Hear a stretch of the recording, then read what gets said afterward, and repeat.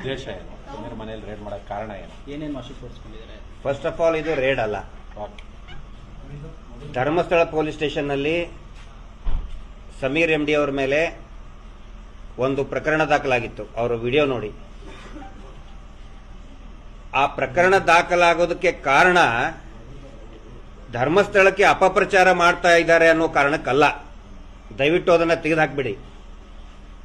ಧರ್ಮಸ್ಥಳಕ್ಕೆ ಅಪಪ್ರಚಾರ ಆಗಿದೆ ಅಂತೇಳಿ ಸಮೀರ್ ಅವ್ರ ಮೇಲೆ ಯಾವ ಕೇಸು ಆಗಿಲ್ಲ.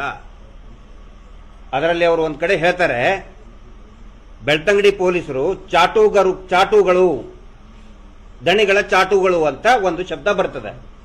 ಅದನ್ನ ಪರ್ಸನಲ್ ಆಗಿ ತಗೊಂಡು ಸೋಮೋಟೋ ಕೇಸ್ ರಿಜಿಸ್ಟರ್ ಮಾಡಿ ಅವ್ರ ಮೇಲೆ ತನಿಖೆ ಮಾಡ್ತಾ ಇದ್ದಾರೆ.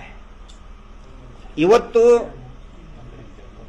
ತಾವು ಪ್ರಸಾರ ಮಾಡ್ತಿದ್ದಂಗೆ ಯಾವುದೇ ಸರ್ಚ್ ವಾರಂಟ್ ಆಗಿಲ್ಲ, ಸರ್ಚ್ ವಾರಂಟ್ ತಗೊಂಡು ಬಂದಿಲ್ಲ. ಒಂದು ಪ್ರಕರಣ ದಾಖಲಾದ ಮೇಲೆ ನೆಕ್ಸ್ಟ್ ಪ್ರೊಸೀಜರು ಸ್ಥಳ ಮಹಾಜರ್ ಮಾಡಬೇಕು. ಸ್ಥಳ ಮಹಾಜರ್ ಮಾಡೋದಕ್ಕೆ ಬಂದಿದ್ರು, ಮತ್ತು ಅದಕ್ಕೆ ಸಂಬಂಧಪಟ್ಟಂತಹ ಏನೇನೋ ಇದನ್ನು ತಗೊಂಡು ಹೋಗ್ಬೇಕು ಅದನ್ನು ತಗೊಂಡಿದ್ರು. ಮತ್ತೆ ಬಹಳ FSL ನವರು ಬಂದಿದ್ರು.